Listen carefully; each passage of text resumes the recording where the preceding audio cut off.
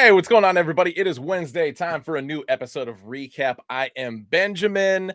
My apologies for the late start today. Partially my fault, but also partially Southwest Airlines' fault. So if you guys didn't know, I started today in Chicago and was supposed to get back home around, like 2 o'clock. And somehow we got delayed, and that got pushed to about 3:30.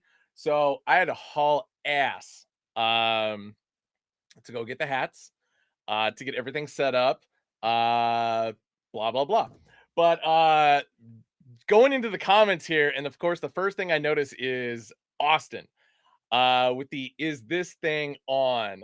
Because we started 2 minutes late or a minute late, whatever. Mr. I'm gonna blame it on the medication you're on. So shout out to Austin. Too bad he can't be with us here today. He got his Achilles tendon surgery yesterday. So rest up, feel better.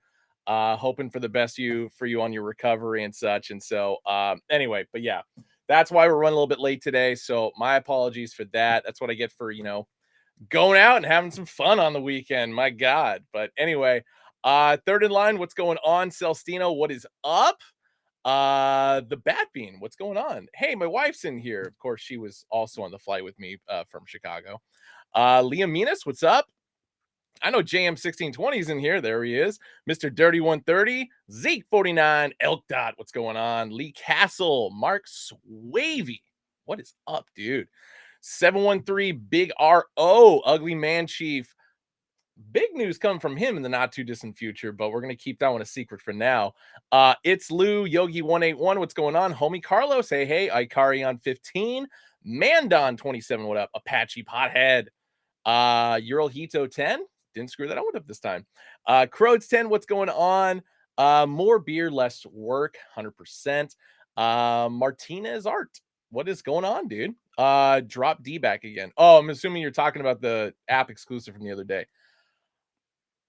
It might take a bit to get a restock on that. Not gonna lie, but it will happen. I got a feeling it will happen. So, Vibe Canada, watching from the beach. Always a good decision to watch recap and chill at a beach at the same time.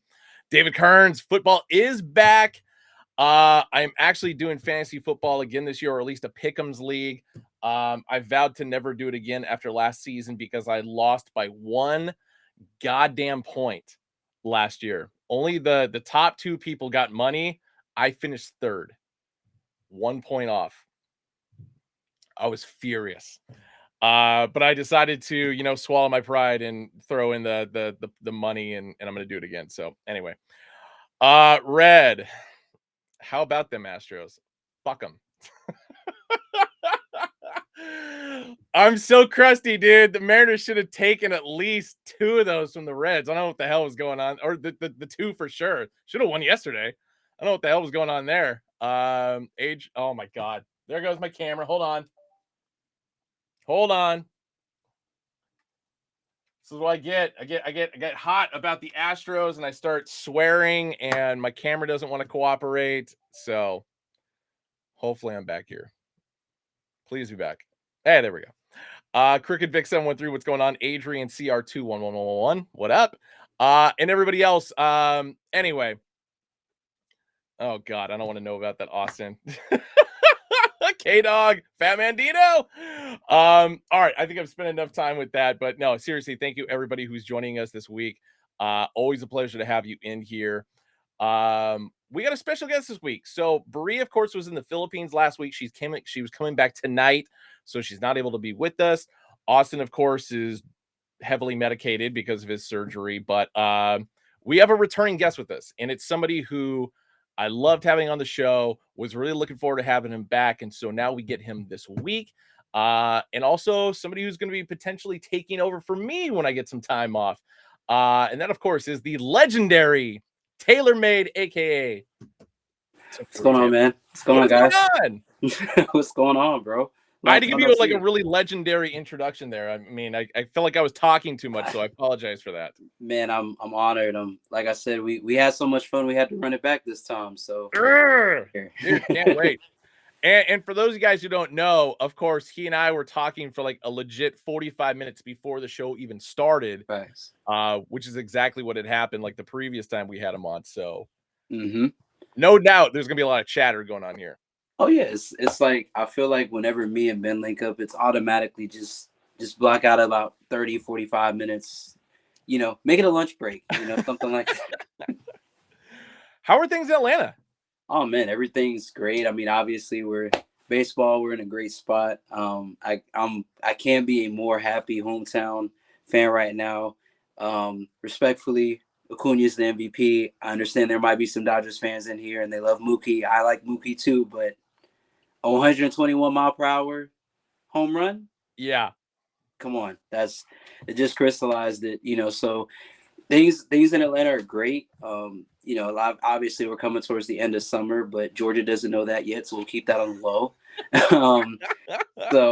I'm ready to break out the fall fits, man.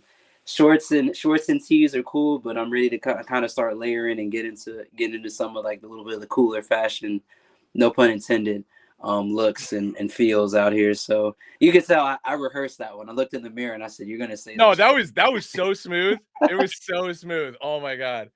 I of course am in that weird transitional point where it's just like it's still warm here in the Bay Area. Yeah. And then especially because when it was in Chicago, it's just like it was 90s to 98 like all the entire time. So I've yet to like really mentally go through the loophole of wanting to transition to pant weather or not wearing a basketball jersey for once, which we'll see how that works out.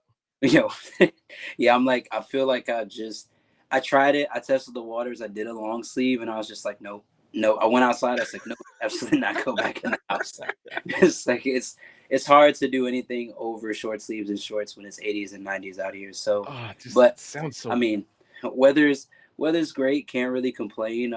For those that have been following me on socials, made the announcement today. I re-signed with Hat Club as an ambassador. So yes, that's got 365 more days to TaylorMade GQ with the Hat Club family. I'm super stoked for that. I'm super excited to continue the relationship I have with the fam. Shout out to Austin, Davi, everybody that worked together to make that happen. Dino, shouts out to Love in the NoHo store as well as out in LA. Millsy, what's going on, Brody? I still have to make my way out to LA, so that's on the bucket list of things to do. So it's going to be a very busy Q4 for me. Very busy. I can imagine. And then when you do go to LA, let me know because I'll make my way southward. Yeah, man. You gotta show me all the cool spots, spots to go eat, spots to go hang out. I'm gonna need an experienced guy when I'm out there, to show me around. And it is definitely a city where you need a car. So and I know Ugly Man Chief is gonna be on board with this as well since he lives relatively close to the area. Yeah, I'll probably have to drive down there as opposed to flying, so it's like a good 6-hour trip for me southward. Sheesh. But either way, yeah, we're gonna make it happen. Yeah. And speaking of Atlanta and speaking about sports, because this actually affects the both of us. You're a Falcons fan. I'm a Tampa Bay Buccaneers fan. We're in the same division together, the NFC South. Yeah. Do you have any positive feelings about how this season is going to go for your team? No. I don't either. I think I saw the preseason game the Falcons played against the Steelers, and I think after halftime I just turned it off, and I think I might have started watching Ellen DeGeneres. I don't know what else came on TV after that. I don't know. I felt like no shade to Ellen at all. I felt like I just saw enough. I feel like our defense is crap. We can't stop anything. And I mean, I'm hoping that as the season goes along, things get better. But yeah, I mean, I just question why we let Mariota go. I know he wasn't what we needed. That's my guy.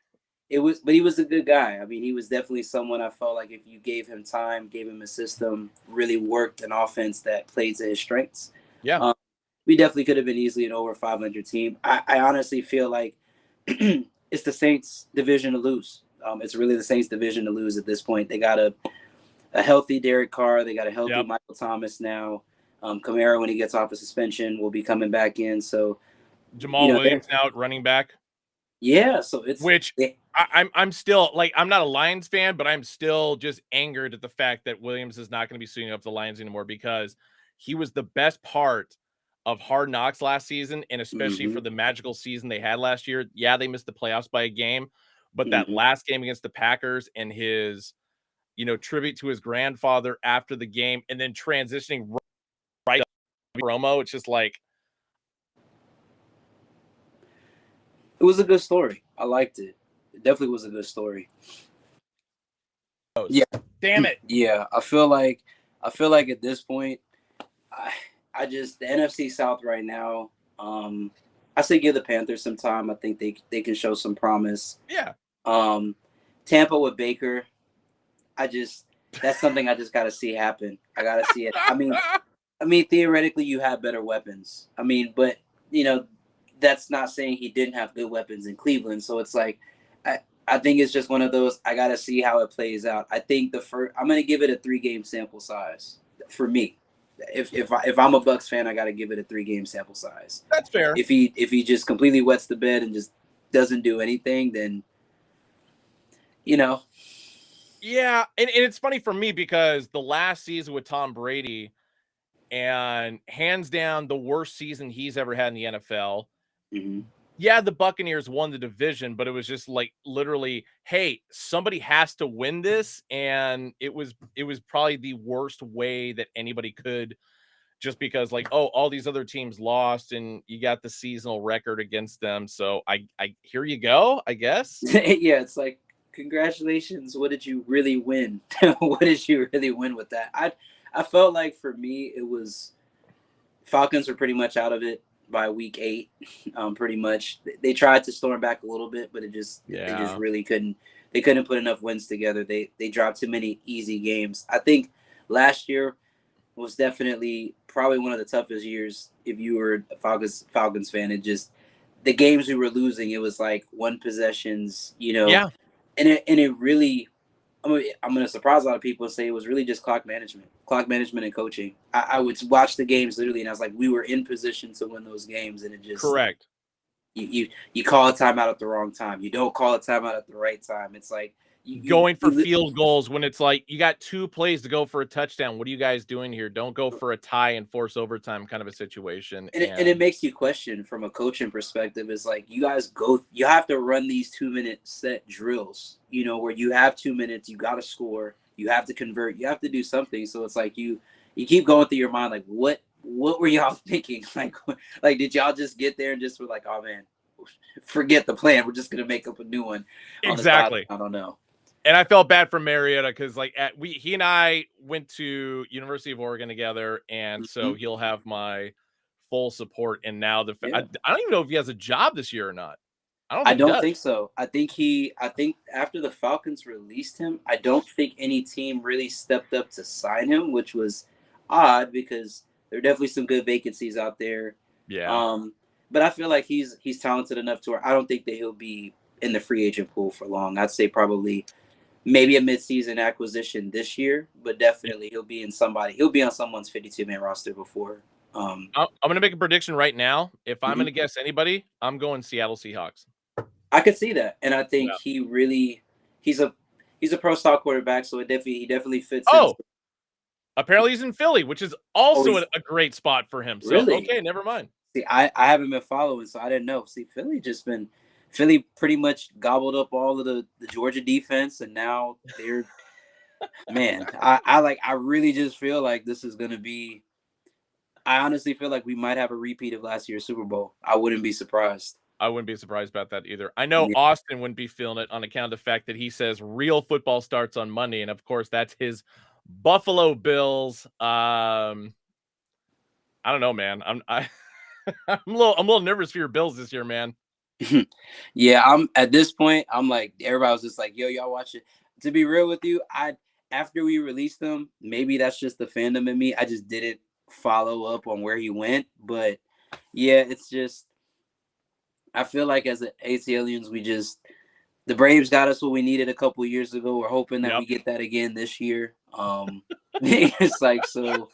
The Atlanta United won their inaugural season, so Hawks couple years ago. I'm still crusty about that as a Portland Timbers fan, man. Yeah, it's like, and then even for the Hawks, like you look 2-3 years ago, like Eastern Conference, the Eastern Conference Championship, Yep. we were things. So it's like I feel like it's really going to be a race to the bottom to see who between the Falcons and the Hawks actually really take a championship within the next. I'm hoping my lifetime I see it. I really do. I think it's going to happen, and I would lean more toward the Hawks. I don't know why. I feel like the Hawks have the better shot between the two, but just because of the way things have kind of like made a forward momentum, like the whole 2 steps forward, 1 step back, that seems to be the Hawks. So at some point in the near future, it's going to be that 2 steps forward again.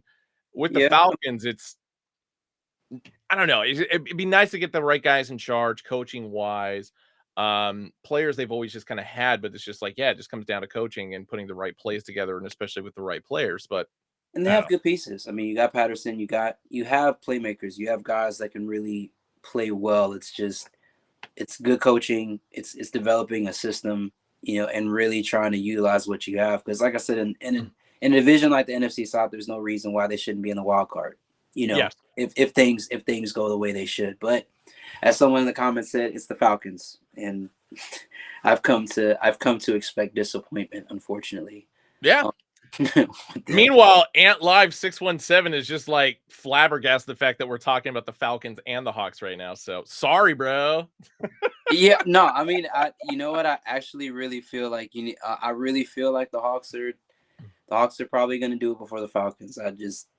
I agree with Ben on that. I think it's just the trajectory, basketball, just even without the acquisitions they made. I feel like DeJounte Murray and Trae Young are a good backcourt. I think that there's some other pieces that we need from bench perspective. I think that can really make us more competitive. Yeah. And I think it's just we just got to see. I'm really thinking that the pressure is really on Trae this year. To be a difference maker on the court, not just. I mean, he's obviously an individual great talent, but I feel like it's time for him to start to elevate the play of the guys around him. You gotta start doing that. It's got to start ending in W's. Like I said, 3 years ago, I think they peaked a little bit early, but now it's time. It's like you got a new coach, you got all this stuff going on. It's like now it's time. You got to put up or shut up at this point. I'm going to piggyback on what Philly 42086 is saying right here. Warriors are still alive. Curry getting his 5th ring. And I'm not actually talking about Curry getting a 5th ring here. I'm just more in the sense where it's just like, Trae Young having the ability to influence players. Hopefully. I mean, the reason why I bring Curry up and seeing his comment is because Curry is that guy. Like Curry. Mm-hmm.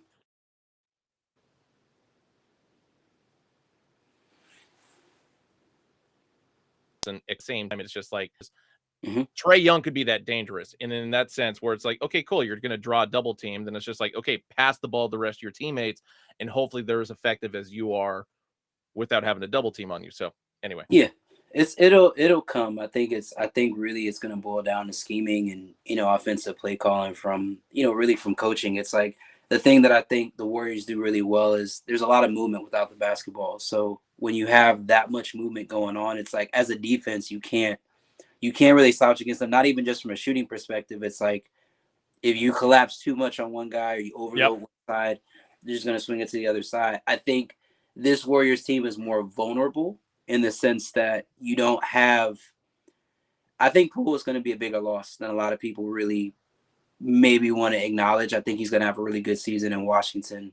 I think bringing Draymond back was the obvious, veteran move to do. I think they still have some good guys. Like I said, they still have a lot of their core still intact from when they did make that title run when Curry got his 4th. Yep. So it's going to be interesting to see how the West stacks up. I think, obviously Denver lost. I think it was Bruce Brown and a couple of other guys, like role guys. That was. I feel like the West is really wide open. The Lakers obviously made some good moves in the offseason. I'm interested to see how Gabe Vincent really fits with the Lakers offensive scheme. They obviously got, Tashawn Prince and I think also Cam Reddish, which I think is also like one of those types of things where I'm thinking Cam Reddish will kind of have that, not Miles Bridges. What's his name? Oh, Mikal Bridges? Mikal Bridges. Kind of like I feel like the good thing that the Lakers did is they got a lot of 3-and-D guys, which I think is going to help make, those like starting fives and then also the bench fives a lot more balanced. So we'll see. We'll see how it goes, man. I'm really interested to see how the Warriors and all the traditional power teams in the West kind of shake out. Absolutely. I know Yeah. it's not going to be the Blazers, unfortunately, so that's sad for me. But speaking of living in the past, which I like to do on occasion with my sports teams, Yeah, side sleepers. I feel like that's a strong transitional point right there. So, it is. um, here's everything that dropped this last week. Of course, the NFL collection that dropped over the weekend, Mm-hmm.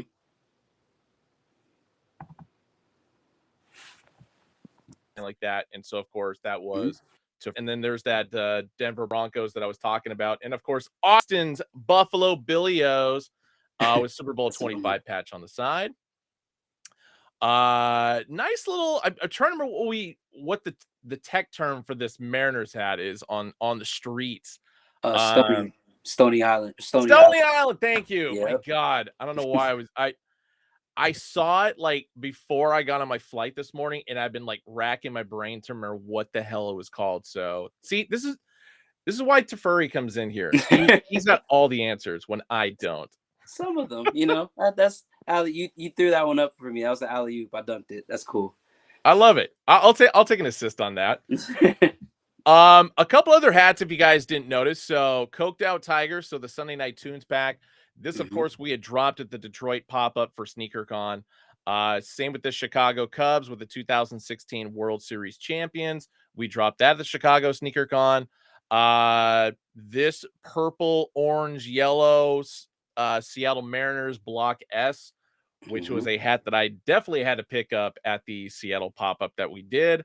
Same with the turn ahead the clock. Oh my God, what do we call these? Emerald Bay. So Yeah. this is like the newer version of the Emerald Bay here with the turn ahead the clock. Mhm. Oakland A's script, of course. Yep. Chicago Cubs that we dropped at the Chicago SneakerCon as well. This other Seattle, we dropped at the Seattle pop-up. And this White Sox here caught my attention, which I had no idea we dropped, and I imagine we did it on Monday or Tuesday. Mhm. I might have to bring it home. I really like the color scheme on that, but then more importantly, the old Campbell's soup can style C logo is Mhm. easily one of my favorites in White Sox history. So I want to say I have a plain Jane that dropped in a variety pack of that same C. I think it was a black dome. Like it was actually a solid yes, black crown with white outline and metallic silver C. Yep, it was. And I think it I was I no baddie I, if I'm not mistaken. I took that one to Mhm. Chicago with me, and Yeah. yeah, so Yeah, definitely that's one of it. my favorites. Yeah, I like that one too. I might have to. That's a stone crown. It is a Stone Crown, yeah. Okay, yeah, I might have to spend the block on that one too. I know.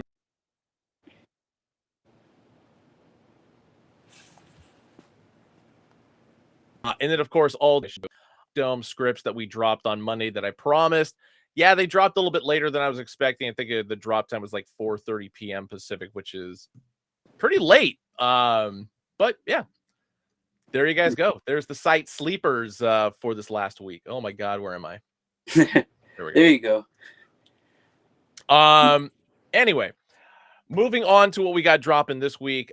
Tomorrow is going to be a hot drop. So the Creme de la, which were helped put together by Hira, who Hmm. friend of Hack Club. And what do you think? What should I start with? Should I start with lavender, brown, navy? What do you think? I say do lavender. I say start with lavender. Okay, I like where your head's at on that one. So let me scroll down here just a little bit. Boom. All right. So creme de la is, let's see, 1, 2, 3, 4, 5, 6, 7, 8, 9, 10, 11. Just had to make sure my math was right on that one. Hmm. 11 different styles for this entire collection. Starting off, of course, with the Giants. That's clean. 4 World Series. Upper top. Nation of navy blue and lavender. And then good gray for the bottom, black on the sweatband, hat club tag on the inside. And all these are going to be made in Bangladesh. That's a really clean crown. I like that New York Giants. That's Did a I sleeper. freeze? Did I freeze or something? A little bit. Like I feel like when you were like turning the hat around and you were showing the Okay. battery, kind of froze a little bit. Oh my God. I'm reading the comments, and of course everybody's making fun of me and my internet connection. So next up, and I would say my personal favorite of this colorway is going to be the Washington Nationals. RFK for the side patch there. But then if you go in a little bit closer, it's got that extra little bit of lavender around the navy blue on the W. So good attention to details by Hira here. Yep. Flat stitch baddie, of course. Cool gray, black sweatband, hat club tag, made in Bangladesh. That's a good one. And number 3, and I left this one for last because it caters specifically to you. Hey, yep. Atlanta Braves, baby. I love it. With the 95 World Series patch. Yeah, I'm gonna need that one.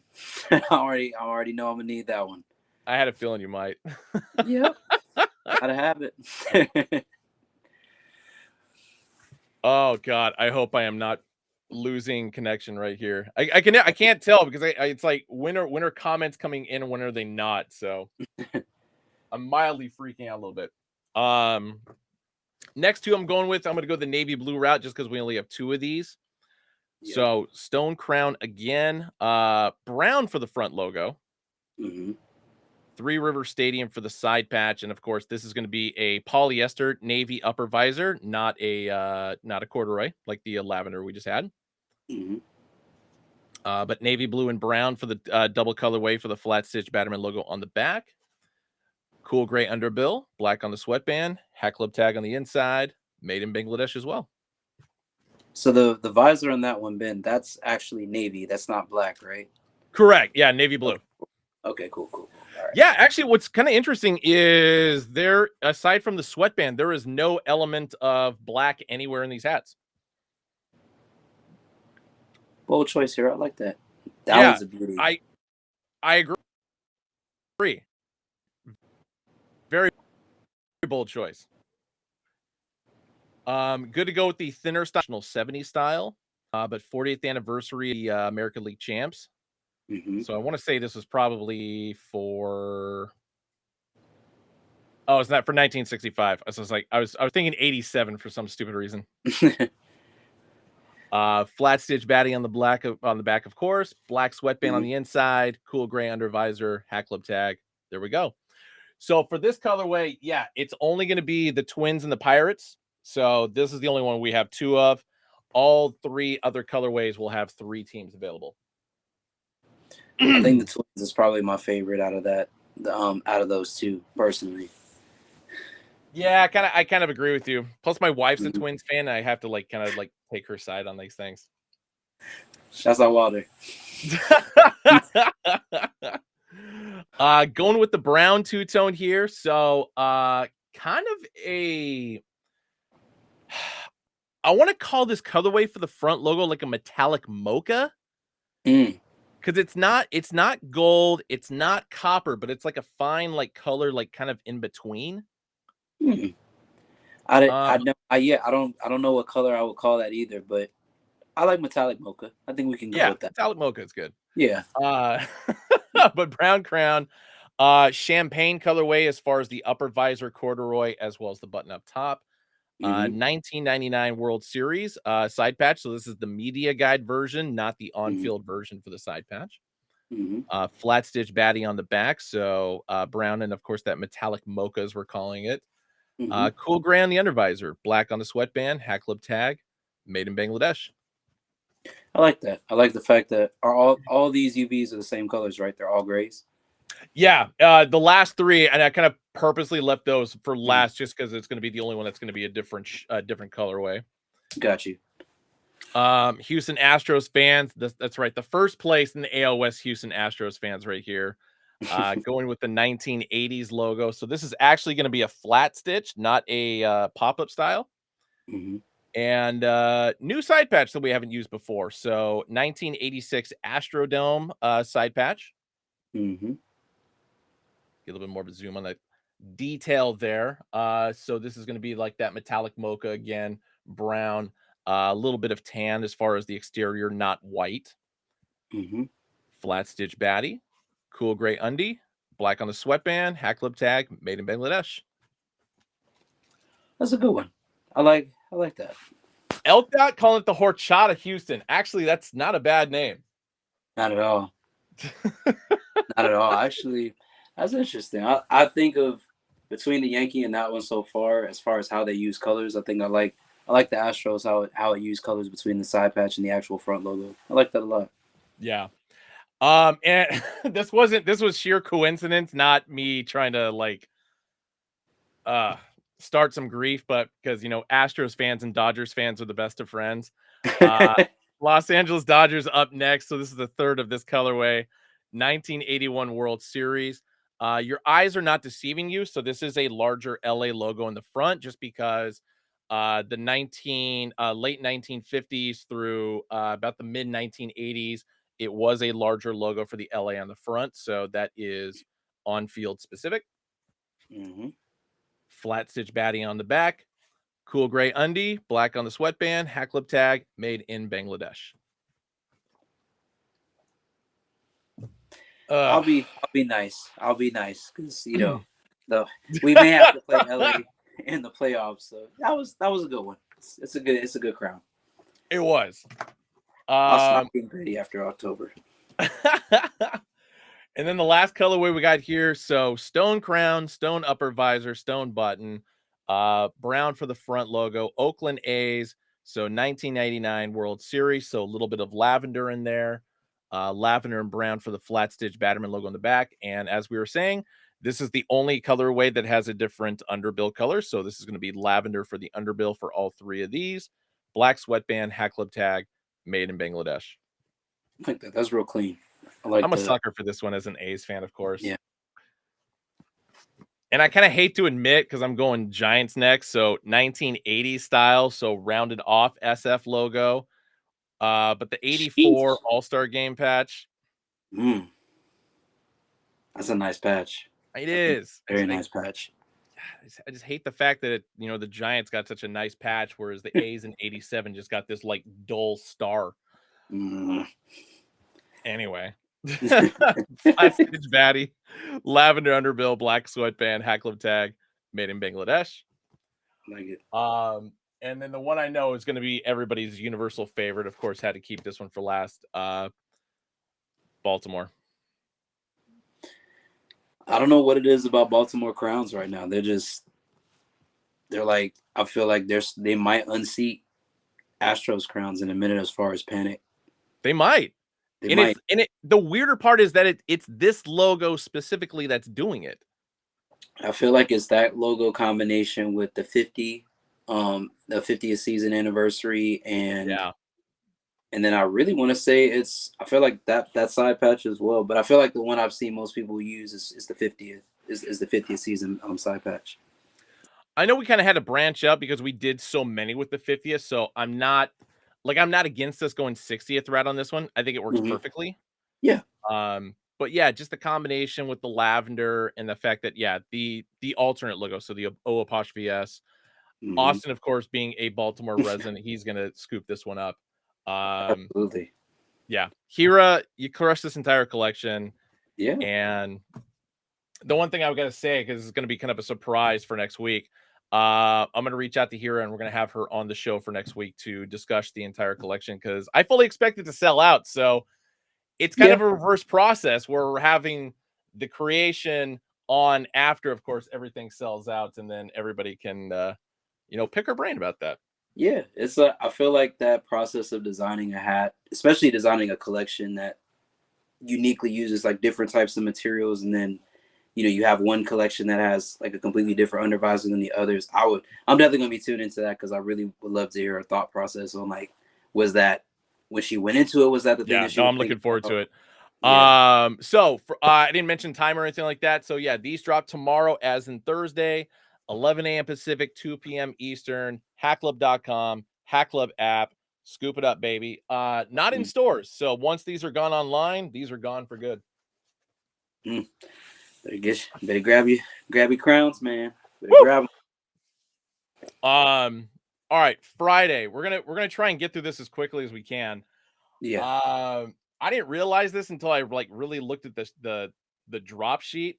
We have 13 hats dropping on Friday, man. all variety packs. So, Sheesh. like I said, we're gonna try and get through these quickly because I've got 5 in hand. The rest will be photo. So, yeah. Hmm. Austin, thank you. Hira is a designer for Nike. One of the questions I'm going to peg her about is, or pick her brain about is, if she knows my best friend Sam, who's also a designer for Nike. Oh, dope. Anyway, Friday, variety pack. So Arizona script, that's going to be a Vegas gold crown. Kind of like an aqua as far as the script style in the front. Yeah, I can see that. Yeah, with some burnt orange like in the mix there as well. Kind of feel like it's a little shade probably lighter. If I can see Yeah. it. Yeah, a little shade lighter. Almost like metallic. A little slightly. And then yeah, and if you guys are like noticing the upper visor, it's actually graphite. It's not black. Hmm.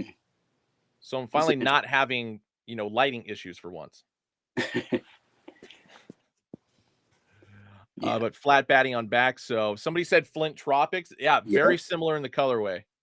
I think I may call that one the Jackie Moon. May just have to. That's not a bad call on that one. I know that's not the intention behind it, but hey, these Yeah. things just kind of happen organically. But exactly. I do like that choice. I like the choice of it not being flat black. I like that it's a little bit, it goes well with the Vegas gold. It does. Good call.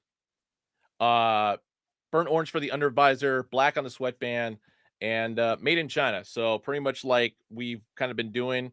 Collections seem to be made in Bangladesh, whereas all the variety packs seem to be made in China. So it goes. I feel like I just froze there. Slightly, but you're back. There we go. LA Dodgers up next. Baby blue for the upper visor. Metallic green on the interior there, as well as metallic red and like a nice white kind of in between, just to kind of like make the green and the red pop a little bit more. Mm-hmm. But interesting enough, patch we haven't used before, the bicentennial patch. I think it's interesting that they went with a different color in the side patch on that. I think like kind of like almost like a gold, like almost. Yeah. I like that. Interesting. Yeah, Like I'd never seen this one used. And I want to say somebody had asked if we could use it, and knowing John or Justin kind of figuring out, oh, shout out Wilder. So this is a Wilder hat? Oh. I was giving credit to the wrong person. My bad. Shouts out Wilder.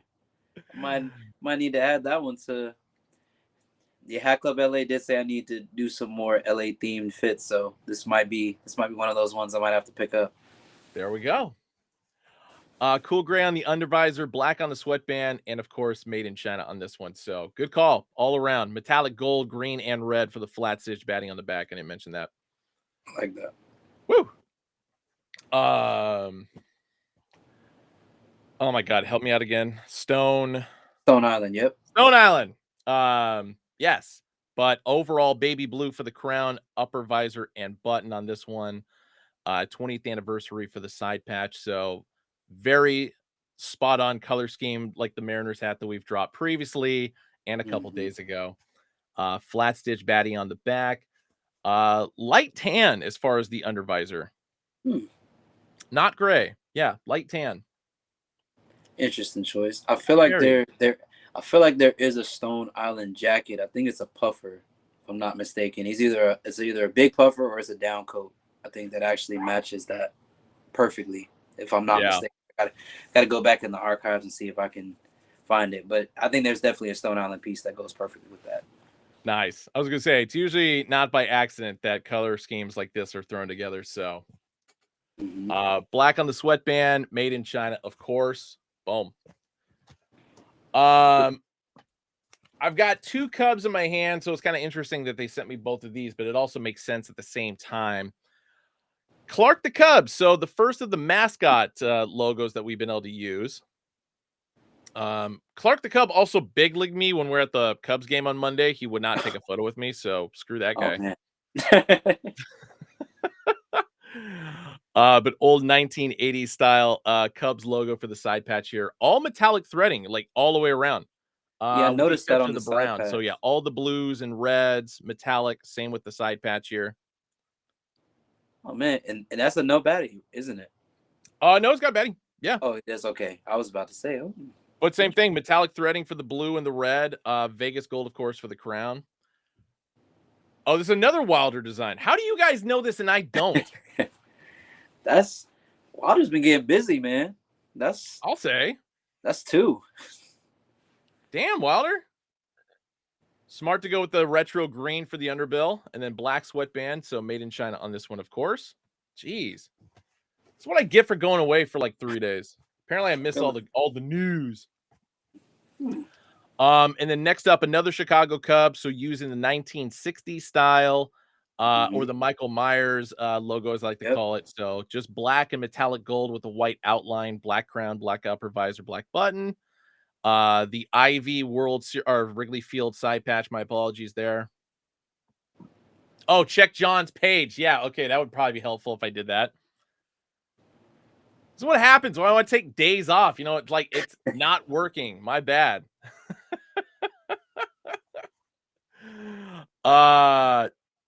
Graphite. Yeah, black and graphite for the flat stitch Batman logo on the back. Interesting. Definitely could see somebody doing that with the DMPs that drop the end of this year or DMP sixes. I don't know if that was the intent behind that crown, but That's a good interesting call, though. color scheme. Yeah. And this is another one with the dark graphite for the undervisor, not gray.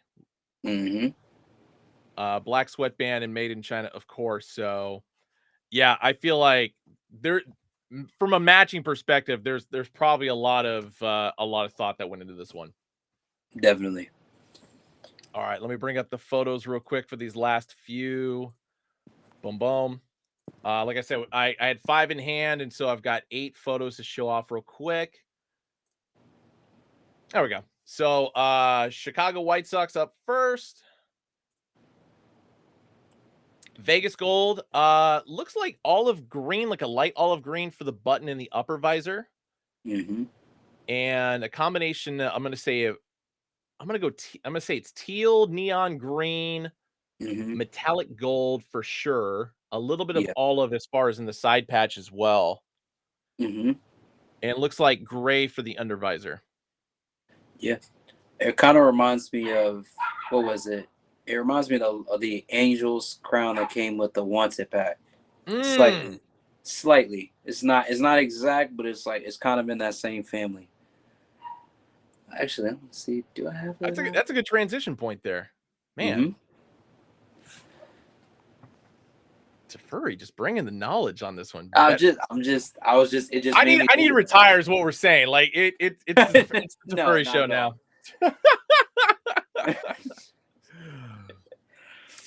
City Edition Colorado Rockies up next. So that's going to be a royal blue crown. Not quite forest green for the button in the upper visor, but definitely a darker shade there. A little bit of royal blue in the interior there for the side patch, and Kelly green on the side patch and the front logo as well. I like that. I feel like the City Connect logos haven't been getting a lot of love, so it's cool to start to see them like rolling out on the hats. I've been trying to figure out, like, I was gonna say, I know it's not a connecting point because we're talking about 2 different elements here. The colorway, of course, reminds me of the old school Dallas Mavericks. But it's like I can't, in good conscience, wear like, oh, this hat with a Mavericks shirt. Like the transition there is kind of strange. But it would be a good hat to go with it. Yeah, I feel like you could. Yeah, I feel like you probably couldn't do it with the Dallas jersey, but it's definitely in that same family of colors. I'm really trying to even think. I'm sure there's probably some Adidas Pro Styles, maybe, or maybe some older like shell toes. I'm definitely sure like maybe some Converses because of Pistol Pete. Ooh. Like maybe if I'm maybe confusing the Pro Styles with Converses, but there's definitely a few things you could do with that hat for sure. I like that, man. And then cool gray for the under visor if you guys can't see on this one. What we got next? We got Seattle Mariners. This was one that actually dropped at the Seattle Pop Up as well. So we had a few more stock made for this one. Not baby blue for the crown. It's like it's kind of like more of a neon light blue. Dark khaki for the upper visor and button up top. Fuchsia for the interior there for the Seattle primary logo, and goldenrod. I would say is like the colorway that's going around, and especially in the interior for the 40th anniversary. If you're a music fan, especially from artists of the 70s from or 60s and 70s from Seattle, you'll be a big fan of this hat. Kind of give vibes from your the Royals from your knockout pack, Ben. Ooh. Sort of kinda. I think it's like the jelly, like kind of color on the front logo. Slightly like that color, I think, is what's kind of calling it back to mind a little bit. I like that. Okay, good call. Oakland A's up next. So standard, going with the alternate home jersey from like the early 2000s. So just the forest green, athletics in yellow with a white outline around it. The sunglasses stomper. So the spring training logo from 2000 for the side patch, gray underbill. So just kind of a basic jersey style of hat. I mean, I dig it because I'm an A's fan, so not gonna lie. Yeah, I feel like it's good to see like a lot of these scripts coming out with like team colors. I feel like that would be a good pack to do potentially in the future, like team color scripts, maybe alternate logo, kind of something in that theme, maybe. Yeah, because we've done like years ago we did scripts and it was like the full like city name, team name, whatever. So it was like based on the old snapbacks from the 90s and such. And a lot of people have been asking for us to bring them back, but as we're getting to the tail end of the baseball scene, it's kind of like a hard time to bring that one in. But I know we had done like a lot of just like on-field jersey styles, and so this is still just kind of a continuation of that.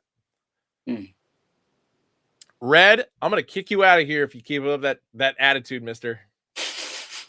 There was one thing I don't tolerate in regard to me, and that's talking about Vegas and the A's in one sentence. Unacceptable. Icy Diamondbacks. So this is a restock of a hat that we previously dropped. So Snakehead and Icy, Hat Club Original Icy Underbill 2001 World Series. And I actually have something for that. Wilder, if he's in here, he's probably going to be mad at me because I didn't save this. We'll save this for the crown that I was supposed to save it for. But I'm gonna rotate out. I'm gonna put you on the big. Oh man. Yeah, I mean, it makes sense. I mean, there's a lot of different things you can do with that, but I kind of feel like you could make that work with that. Just my personal thoughts. Just my 2 cents. Hell yeah. Exactly. That's the bottom line. Where did you get that? I actually thrifted it out of, there's a local store here called Full Circle ATL. They actually had it there, and I got it for under $100, and it was like new DS with tags and everything. Whoever dropped that off is Hey, one man's trash is another man's treasure. And Teferi, you are a legend when it comes to picking up just like gems. I from felt other like people. the attitude era in me needs that. As if I can get a jabroni t-shirt or any like rock stuff, I can die a happy man. That would be great. I feel like what I really want to do with that vest is I really want to get the smoky skull that he had on the actual vest that he wore in the ring. Yes. If I could find that, and I could find like a person that's good with leather to be able to press that on, that vest will be complete. But we got time. And I will say this, whenever you go to LA, and especially on Melrose, there are plenty of vintage shops that sell a ton of WWE, especially Attitude Era t-shirts. So I think you'll be in good shape. I was asked to show it again, so that you can actually see like the logo, like, and then for you to actually really know that it is vintage. It's actually somewhat cracking along the orbital. Shouts out to my fiance because she'd be proud of me that I know anatomy. But right there, you can kind of slightly see it.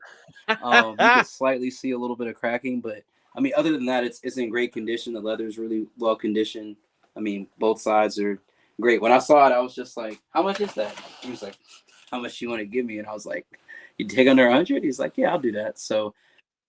That is incredible. So Oh, I was like, so that was really that was definitely one of my favorite pickups. That's gonna be worn a lot during the winter, layered over hoodies and anything I could possibly do. Um, I can't wait to see it because I mean, obviously, I already know which hat is going with that combination. Yep, So, it's like I said, I'm quietly plotting, quietly plotting.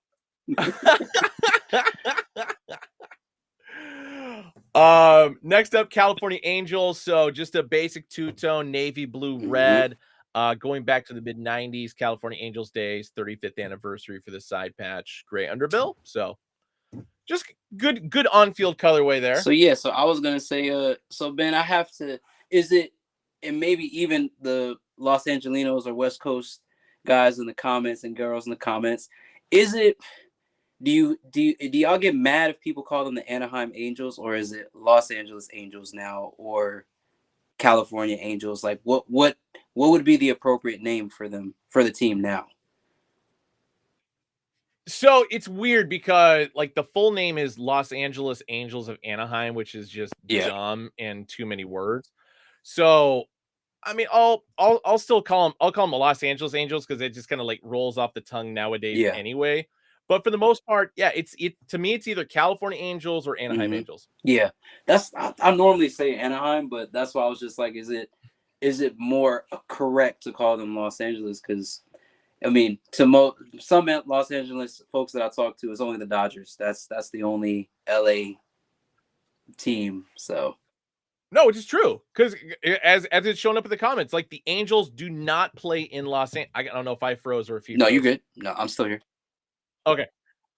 Yeah, they're not geographically in Los Angeles, so it's like for them to call themselves the Los Angeles name, it's just like it. Yeah, because the stadium's in Anaheim, right? Yeah, The actual stadium itself is in Anaheim. Yeah. See, I look at it as wherever your stadium is at, it's technically where you play. Like that's sometimes why we give the Braves somewhat of a harder time because Turner Field was actually near the city, was like adjacent to it, and now where yep. Truist Park is, it's kind of north of it. It's around the cusp. It's not in Marietta yet, but you go up an exit or two, it's there. So we still claim them though. We still claim them. I like the fact that yeah, so like somebody saying the Santa Clara 49ers because it's like the Niners don't play anywhere near San Francisco anymore, which 100% Mm, accurate. So, yeah. I think I went to I was in an internship out there, and I think I went to there was like a little festival that they had before Candlestick Park was like officially retired. So yeah. that was like super cool to be out there and hang out. Man, I've never been a fan of the Niners, never been a fan of the Giants, but I was sad when they tore down Candlestick Park. Yeah, I always like going there. it And was this is gonna be the last one that's dropping on Friday. So hmm. all red and white, 1988, Los Angeles Dodgers, gray underbill. As basic as you can get, but I don't mean that in a bad way. No, I think that's a good everyday. I think Yeah. like regardless of whether you're a Dodgers fan or not, I feel like that's a good everyday crown. That's definitely something that I'd have in my collection easily. Yeah, I think for anybody who's just a Dodgers fan and looking for something to like just match up an outfit with, there you go. Hmm All right. So that wraps up everything for Friday. Moving on into Saturday. This will take less time, I promise. So the next NFL collection that's coming in, these are called the City OGs. I think we have a different name for it, but hmm Interlock? I think it's Interlock. Yeah, Interlock sound. Yeah, I've heard yeah, interlock. Interlock. That's it. Because I Hmm wrote it, I saw somebody email it to me, and then I couldn't find it anywhere before we started the show. So yes, Interlock is Interlock. what it's going to Yep. be called.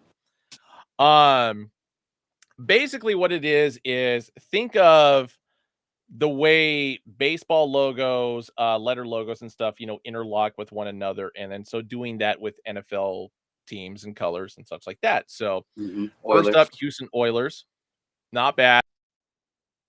Mm. I like that. All these are going to hail as the NFL build as the side patch, and Yeah. then back is going to be their official logo. Yeah. See that? Yeah. Yeah. Okay. The blue is slightly a little bit darker, but Yep. you could still. I mean, I think probably based off of the front logo, you might be able to get away with it. You might. Totally. And then retro green for the underbill on all these, black for the sweatband, and all these are going to be made in China. So first up, Houston Oilers. Good crowd. I'm gonna save this one for last because it's the best one. Houston Texans. We haven't done a Texans hat in a long time, and we've had a lot of people asking about if we're ever gonna do them. And here you go. This one is a two-tone, so it is navy crown, black on the upper visor, as well as black on the button up top.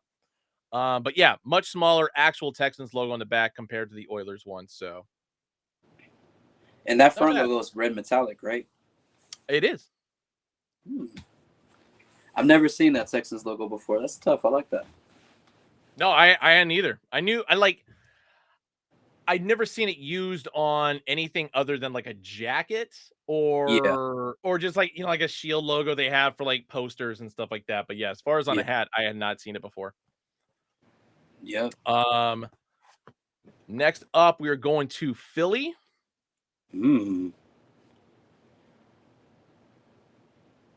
Metallic That's all black silver, crown. metallic dark green. Yep, black black crown, black button, black upper visor. There you go, shield logo in the back, and then of course eagle head as far as the back logo there. Not bad. That's It's a very 90s like look about these. Yeah, I feel like you wear them with like a windbreaker like this, a starter windbreaker, or maybe even like a chalk line jacket. Like that, you probably do it with that. But yeah, I think it's the size of the regular logo on the back of the crown that gives it that. Ooh, yep, that's the one. Here's the interesting thing. Normally, I hate on the Raiders because if any of you guys didn't know this, the Raiders are the only team in the NFL where you cannot do anything to the integrity of the logo. Like if you're going to use the Raider logo, you have to use the Raider logo as far as the design. This came up, I want to say 2016 or 2017 with the sideline hats when everything was like, kind of a like a drop shadow composite on the front. And the Yeah. Raiders was the only one where it's like Raider on the front and then this random black Raider logo kind of off the side. So, yeah. So you have if you ever use a Raiders logo from a design perspective, you have to use like The that full logo, and you full can't logo. alter it in any way. Wow. So that's what I say. It's not an accident. Like it's all done in intention because of the fact that the parameters that we have to stay within. But either way, it's not a bad Raider hat. No, I think that's like I said of the ones you've shown so far, that's probably my favorite one. Like that's these all day. Yes. It's these all day. Ooh. But I had to save this one because of the 5 they sent me, this is the best, in my opinion, the best one they sent me. That one's tough too. I can't even front. That one's tough too. I've never seen that alternate logo for the Dolphins. I've never seen that. No, same. And I feel like this one looks more like a really cool old school minor league baseball hat than an NFL hat. Right, yeah. Which is probably why I dig it so much. And then yeah, it is a two-tone, so dark navy crown, black upper visor, black button. It does have the old school helmet dolphin on the back. Green on the under visor. So these were the only 5 that they sent me. All these are going to drop on Saturday. But the rest of the teams that we're dropping, so I'm going to run through all of them. So there's going to be a Commanders, a Bears, Baltimore Ravens, 49ers, of course. Actually, a second Commander. So there's going to be a red. Wait. That's got to be a mistake because it says two-tone Commanders red royal, but their colors are obviously cardinal and black. So, all right.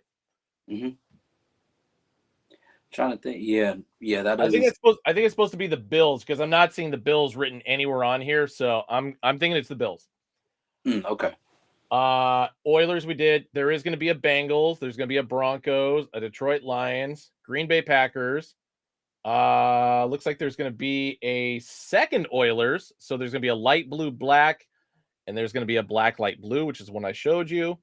Mm-hmm. There's going to be a Rams, a Vikings, New England Patriots, New Orleans Saints, New York Giants, a second Philadelphia Eagles, which will be a two-tone, so the black and Kelly. So Yeah. we're going old school with that one. There's a Steelers. There's a second 49ers. So there's going to be a red black and a black red two-tone. There is a Seahawks. There are Texans I showed you, and there is a New York Jets. So that's it for the teams. I apologize to all the Cowboys fans.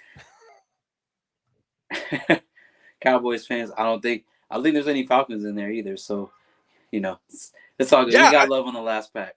Strange there wasn't a Falcons in that. I think it's just because aside from the black and white bird, and then we transitioned to the red, black and white, I don't really think that I don't think there's any other alternate logos that I could think of. Yeah. So people asking, hey, no Cardinals. So that could also be the possibility of the one that's written Commanders of the one that's in red and royal. Because obviously red and royal is not a Commanders or even Washington football team or Redskins colorway. So I'm under the impression that somebody wrote the team in wrong. So it's either supposed to be the Bills or it's supposed to be the Cardinals. Because at least red and royal would somewhere fit within like old school Cardinals colorway. Yeah, I could see that. I could definitely see that. Yeah. Either way, they drop on Saturday. We will find out soon enough. Absolutely.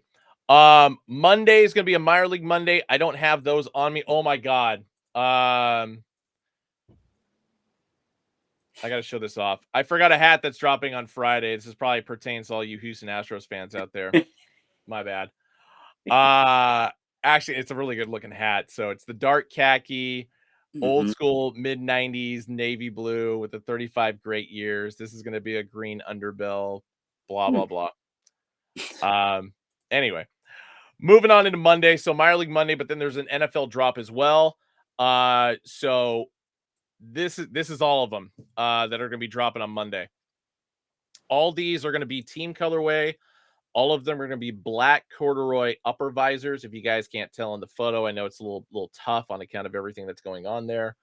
But yeah, Saints, Vikings, Bears, Buccaneers, New York Giants, Miami Dolphins, Patriots, Steelers, Rams, Titans, Raiders, Cleveland Browns with the Elf, Baltimore Ravens, Buffalo Bills, Detroit Lions, Houston Oilers, LA Chargers, San Francisco 49er, Denver Bronco, Green Bay Packer, Cincinnati Bengal, Indianapolis Colts. It's two Colts hats we've had in a week. Your Atlanta Falcons and the New York Jets. That Jets one looks real. I like that two-tone, like kind of like that sneaky two-tone green. That's really nice crown. I like that. And so of course this photo was from the Supermart event that we had back in February. So yeah, all these are, leftovers from that. And so all of them are going to be dropping on Monday. All right, where are we going next? So I just did that one. Tuesday. Oh my God. We have so many damn hats. All right. So I got 1, 2, 3, 4, 5, 6, 7, 8. These will be dropping Tuesday, I believe 11 a.m. Pacific. Let me double check. Yes, 11 a.m. Pacific, 2 p.m. Eastern. This is going to be called the Tennis Collection, and you'll see why instantly. So any logos that typically have balls in them are going to be tennis ball yellow. I like that. Yeah, it's a good little concept there. So black crown, black upper visor, black button. Alternate logo, of course, for the Astros. 1986 All-Star Game for the side patch.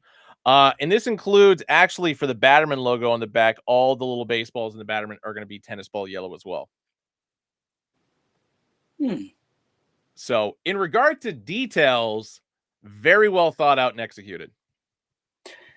Yeah, I like that. I like with that one specifically. I feel like if that was a two-tone, it probably wouldn't have hit the same. I like the fact that they went with the black throughout for the crown and also for the visor. Yeah, no, totally. I was actually kind of expecting it to be a tennis ball yellow for the under visor, but Gray was Gray was yeah, a I was good. gonna say you don't want to go too much into it. It's because it's a very loud color. Yeah, And I think here's a prime example of that. I mean, I was gonna say this isn't bad. Lighter shaded navy, but as far as like how the tennis ball yellow really kind of pops more so on some of these teams compared to others.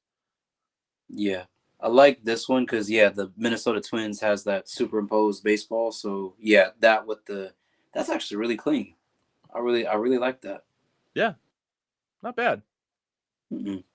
Not bad. Same thing again. Little tennis ball yellow for the baseball and the Batterman logo. Cool gray, black sweatband.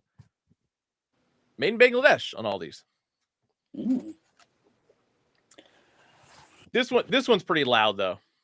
Yeah, yeah. You can see somebody coming a mile away with that crown on. Yeah.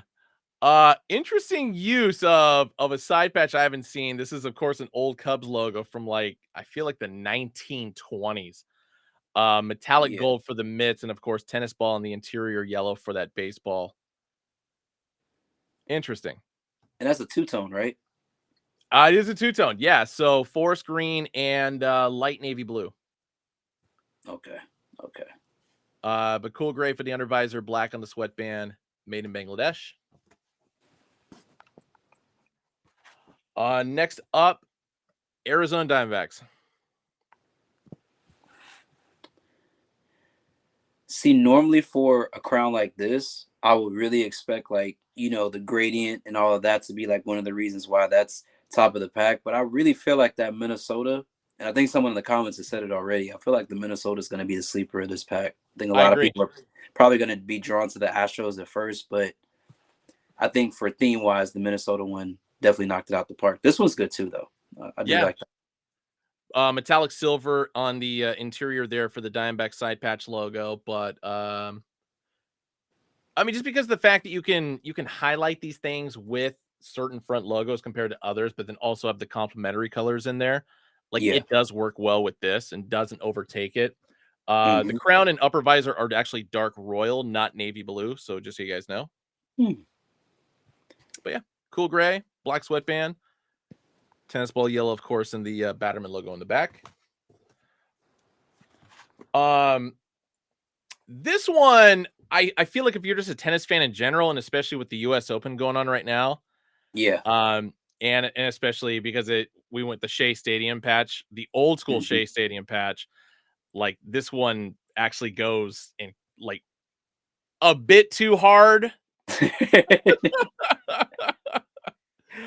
But Yeah, the tri-layer logo for the colorway, so dark green, dark royal, and tennis ball yellow for that front logo there. I feel like I like that patch because it's almost like two sides of the court, essentially. So you got the navy side, then you have the forest green side. I think Dude, that's good call. maybe where they were going. I don't know. I don't know.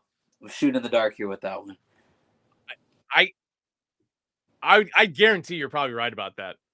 Hmm. That's a really good call. I wasn't even thinking about that, man. It was I was like because I think it's Sorry. because you had actually said like U.S. I don't know. I feel like you know what? I think if Elk Dot can do it, if you can actually send that in, I think he deserves a hat for that. I think so. Okay, yeah, dude, hit me up. You just send me a video of you and your backhand moves. I'll give you a 0 to 10 rating on that, and if you can crack a 7.1 or better, I got you on an invoice on this one. There you go. Hat Club is I for the was laughing a people. second ago because Third in Line's comment of if Austin were still alive, he'd love it, and so I just realized like Austin hasn't been in the chat in a while, so good call He's there. probably asleep. He's probably asleep. Just drugged out right now. Facts. Phillies up next. So forest green, upper visor, crown, and button. And this Hmm. is actually navy blue for the interior for the old Swirl P logo.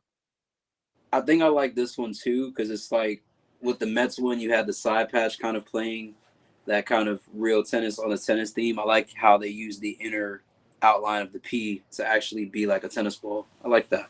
Yeah. The only thing, and if once again, if Austin were alive to comment on this, he would hate the side patch. Yeah, I feel like for this one, man, I'm really trying to think what Philly side patch will look good because I really can't think of a Philly side patch with a baseball in it, I with can't the either. exception of the maybe the alternate logo with the bell, not the All-Star game, but the other one. No, that's a good call, actually. Oh no, I know which one it could have been. The 1970s bicentennial primary logo.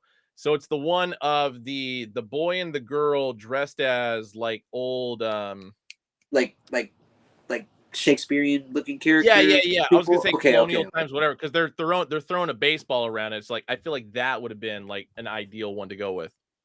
I wonder, and maybe this is because again, I just said the Minnesota was probably one of my favorite. I wonder why they didn't go with the actual twin, like kind of how like with the Shea Stadium patch, how you have two people. I'm just curious why not, but I respect the choice because I think with that diamond with the actual baseball in the middle, that actually it keyed more onto the tennis ball logo. So I'm with Teferi just coming in with the hot questions.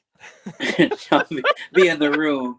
I'm asking the questions nobody wants to ask. That's But in the same sense, you could do the Philly with the two, Minnie and Paul for the twins one.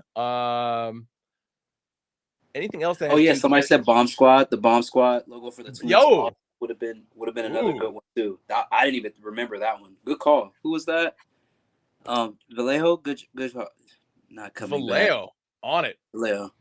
Not coming back. Um, I get personally criticized a lot because we don't do enough Milwaukee Brewers hats. I don't know why I take the heat for it. I'm not the one out here designing these hats, but hey, we got a Milwaukee Brewers hat in here.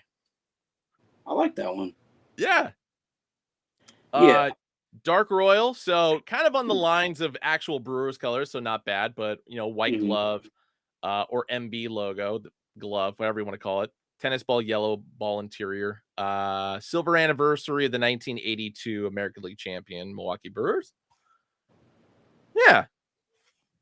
I like that. I actually feel like that reminds me of the Arizona D-backs when you showed earlier from a color scheme perspective. Yeah. But yeah, if I could say my favorite, because all of them they do play on a tennis theme the best, but I definitely feel like the Minnesota probably was. If there's one I would know I would definitely cop, it would be that one. That would be the one I'll go after. I'm definitely going to show it off again just because of how much you like it, but here's the last one in this particular pack. Los Angeles Dodgers. So primary logo with the ball going to the sky, and of course the ball itself is tennis ball yellow. 50th anniversary for the side patch, so a combination of metallic gold, baby blue, royal blue, and tennis ball yellow, of course, on the interior there. So Mm. subtle. Don't need to I do like much that. with that. Easy. I feel like LA got one with that one too. I think if I had to rank top three in no particular order, Minnesota, LA, and then Houston. I think those will be my three. There you go.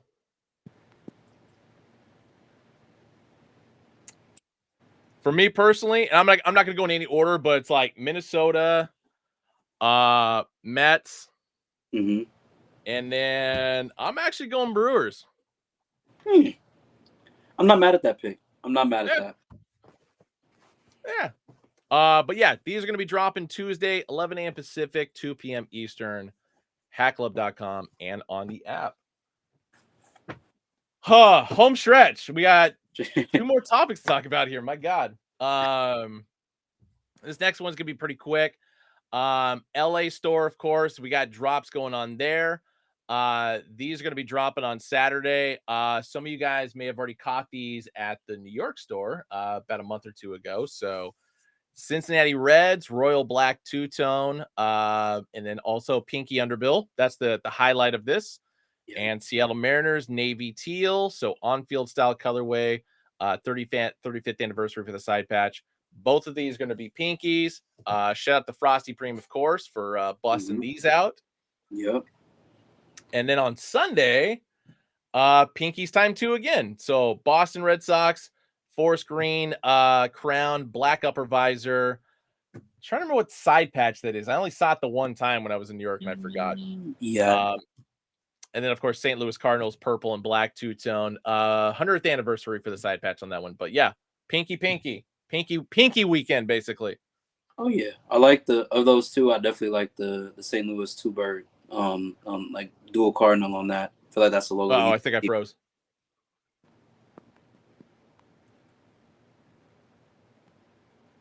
Are we there?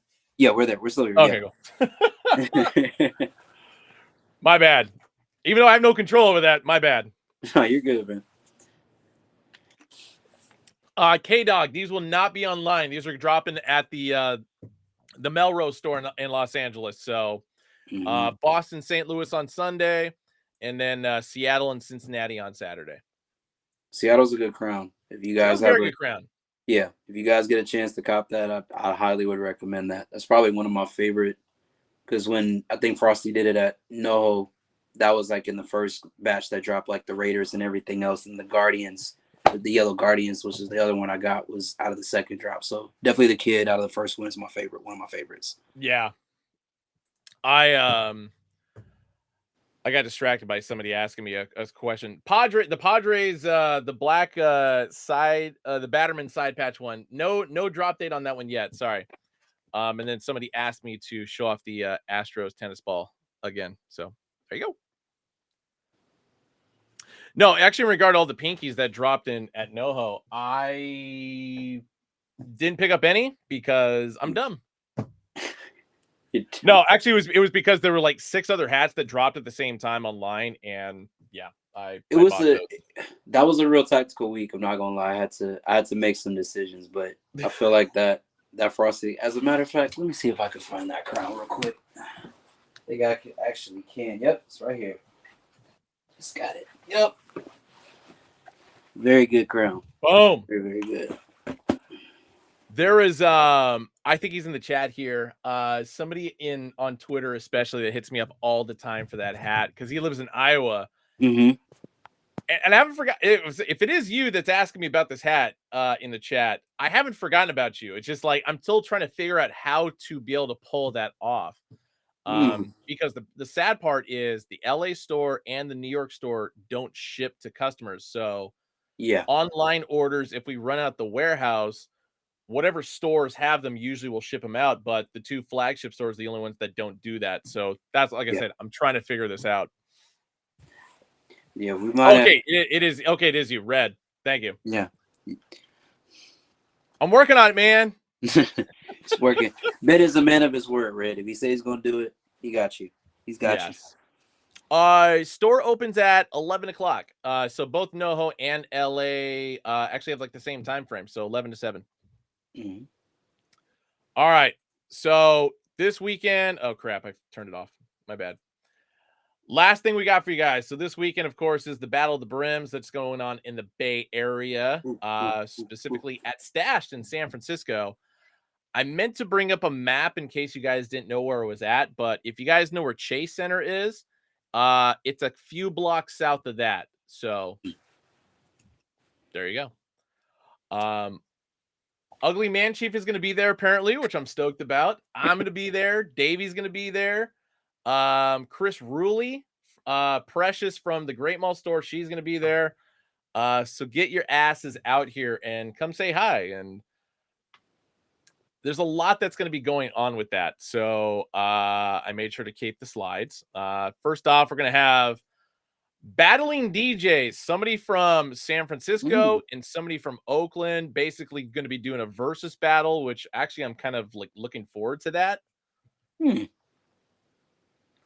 I'm team Oakland all the way, of course. So, and then there's going to be some custom artwork going on by WRK to get, your upper bills and stuff designed on with this style. I forgot what it's called. I think I want to say, didn't Davi and them when they went out to the LA store, they did customs out there, right? They did custom like at the block party. Yep. Yeah. I'm still sour. I'm still sour. I missed the LA grand opening. I need to get out there. I mean, we'll go. We'll meet up again. Oh yeah. I mean, come on. It's not like the store's going anywhere. Nope, it isn't. I'm gonna have to, but I'm definitely, that's on my to-do list. I need to get out there. Yes. Elk Dot is the Vegas Gold Diamondbacks that was in NoHo in LA going to hit the site? I don't think so. I think it's only going to be at those 2 locations. So the one thing I want to point out before I go into like what hats that we're dropping this weekend is we're bringing the prize wheel out like we did at Supermart, like we did at the LA Grand Opening. Spin the wheel, win some prizes. There's going to be some spots on the wheel where you may have to call mom and tell her you love her. Just got to play by the rules though. So, I mean, you would hope that you wouldn't have to spin the wheel to do that, but if that's what the wheel told me to do, I do it. That just makes sense. Exactly. And then throughout the day, we're gonna be switching the prize wheel up to do like a Trivial Pursuit style game with this. So to explain this is it's gonna be there's 6 panels on the wheel, 2 colors per, so there's gonna be 6 colors total. Right. So like Trivial Pursuit, when you spin the wheel, roll the dice, whatever, and you hit a certain spot, you get that color. I'm going to ask you a question pertaining to that. So it is going to be divided up into teams. So there's going to be A's fans and Giants fans, and I will ask questions pertaining to your fan base to see, hey, if you get it, cool. If you get it wrong, then the opposing team can steal the answer, get the point, et cetera, et cetera. And there is a grand prize in all this. I'm not going to tell you guys what it is. That'll be something for later. But make sure if you guys are coming out, bone up on your Giants trivia, bone up on your A's trivia. Like I said, I'm writing all the questions, so I'm going to grill all you guys. But yeah, first team to get to 21 points is the winner, and you guys get the sweet grand prize out of that. But yeah, we're going to have concessions there. So pretzels, hot dogs, all the goods, man, on top of all the gear that we're bringing out. So yeah, that sounds like, if it's anything like how you were like grilling me on questions, I'm already knowing it's gonna be tough. I promise I'm not gonna make it easier for A's fans. Like that would just be against my code, my honor code right there if I did that. No, man. Oh man, but I'm gonna show off the NFL hats first before we go into the A's and Giants ones. So, new Raider script coming out. This of course is gonna be retro green underbill on this one. Same with this pinstripe style, so very old school 90s looking here. Like that. Two-tone, so light gray for the upper visor, but then also gonna be retro green for the underbill. San Francisco 49ers getting some love. So if I'm not mistaken, no, this wasn't the J-Tips one.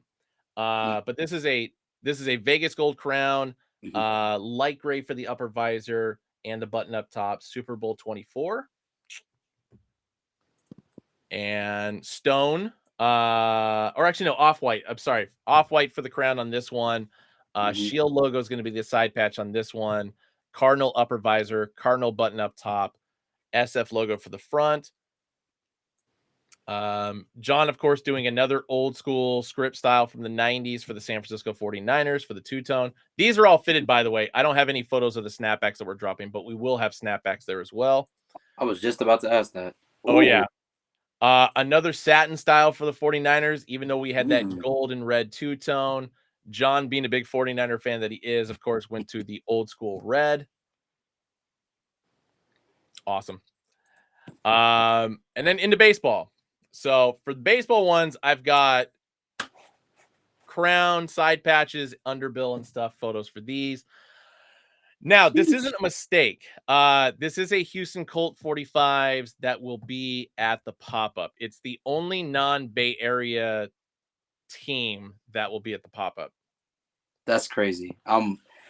When you show me these, Ben, I'm not gonna lie to you. That was the thing. That was if I saw nothing else, I would have been happy. That's like walnut brown, right? That's like a walnut brown. It is, yeah. Color. If that actual stitching inside the 45 is that pearl, like is that like pearlescent or like what color is that? Yeah, it's pearlescent. Yeah. That's a beautiful looking crown, man. I'm sorry. That's yeah. I hate to admit it, and especially for like why it's gonna be popping up there, like it actually does make sense to You guys just got to talk to me about it, and I'll explain like why it's going to be there. But celebrating 40 years of Houston baseball for the side patch, retro green, black sweatband, and looks like it's made in China. So And it's green too. I know, That's all the questions I had. That was it. yeah. That's a great crowd, man. I'm sorry. Yeah. But then moving on into the Bay Area team. So inaugural season side patch for this one. A little bit of the darker, like camel colorway for the crown, upper visor, and button.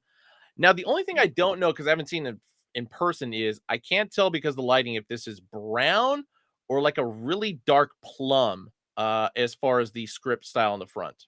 I can see why you'd ask that. It looks brown from here, Yeah. but it's like immediately in my mind I thought Tishi's potentially, but then I saw the Tishi Air Force Ones, but then I saw like the red on the side, so I was just like, maybe rookie of the year ones with this, but still, that's still a clean crown, very good fall color. I mean, obviously you can do Tim's with this as well. I mean, this is a really good fall crown. I like that. Good call. Man. Retro green for the underbill, black sweatband, of course. This one I know all about, and I hate to admit it. I like this hat. But baby blue for the for the crown. This is a combination of stone and like khaki as far as the upper visor, front logo, side patch. Definitely a lot of metallics involved there as far as that. So it's like a metallic khaki in a sense. Yeah. I watch a lot of movies, and especially being, a Bay Area guy, I know all about this one. So the one thing I'll say, actually, this one and the Houston Colt 45s kind of go together. Okay. Is Somebody said great outdoors. I think it was Space Hippie. It is giving me kind of It's great outdoors vibes. good Low call. low Very key. similar in the colorway. Mm-hmm. Not the story that's being told here. Okay. Yeah. I'm curious now. I'm very But yeah, curious. this one and the Colt 45s definitely go hand in hand. Okay. Did I say khaki? I meant to say tan. Thank you, CG691. Tan and khaki, I always kind of get fumbled as far as the color scheme because I mean they're on a similar plane, and so my bad. Yeah. I can't say the story. I don't want to get fired. So cool gray for the undervisor, black sweatband for this one. Okay. To me, I just assume pride for this one, but I don't know that for a fact. It's not a. I think based off of like the colors behind the outline, I would assume so. But Yeah. it's I can see that. I don't see the logic failing in that one. Not at all. But I also have to think there's like something else going on here that I just don't know. It's probably for the better that I don't know because I don't want to blab accidentally what it is. Definitely clean crown though. Like that's kind of giving me even Apple type vibes, like retro Steve Jobs, kinda, sorta, Yeah. maybe. I Yeah. don't know because technically, if I'm digging into my Perry Mason bag on this one, I'm really gonna say that. I mean, Apple's in Cupertino. Cupertino is about less than an hour drive to SF, so it makes sense. It makes Good call. sense. Hmm. I like 92 Vallejo going full house on this one though, because yeah, with the painted ladies and everything like that. Like actually that's not bad. He say right there in the comments. Cool gray underbill, black sweatband on this one. Another script giant. So this one is going to be a brown crown, black upper visor, black button, electric blue, electric blue, metallic purple, metallic. I'm assuming that's copper as well. It And then a looks to me, yeah. 2007 All-Star game for the side patch. Hmm. Yeah, definitely metallic purple and copper. Yeah. Huh. I'm curious on the inspo behind that one. I probably would. I'm gonna have to defer to the Bay Area residents on that one because that I'm stumped on this one. I don't know Yeah, I what don't the know possible either. inspo behind that is. Cool gray under visor, black on the sweatband. I like this colorway actually for this one. So stone, sorry, off white, so pearl for the crown. Mm-hmm. 70 style script, Giants going across the front, 50th anniversary for the side patch. Actually, I would say if anything, if you guys remember the panna cottas, the first run of panna cottas that we ever did, Mm-hmm. very similar in the color scheme on this one. Yeah, Ugly Man Chief beat me to it. I was definitely gonna say Larry June vibes. Definitely Ooh, Larry June vibes. I'm getting that heavy with this crown. Gatorade vibes from CG691 is also that too. The U, that's also another one. I would even say even FAMU colors, low key. yeah. FAMU colors slightly, but wrong coast. So I'm definitely going with either Larry June or like you were saying, or Gatorade possibly. I like that. That's it. I know it's getting the brain working today. Mm-hmm. Cool gray for the undervisor, black on the sweatband. And I think this is the last Giants of the mix. So this one actually I think is the one that's based on Painted Ladies. Hmm. I'm like 95% positive. So pearl for the crown or off-white for the crown, graphite for the upper visor, because then you get like that street look to it.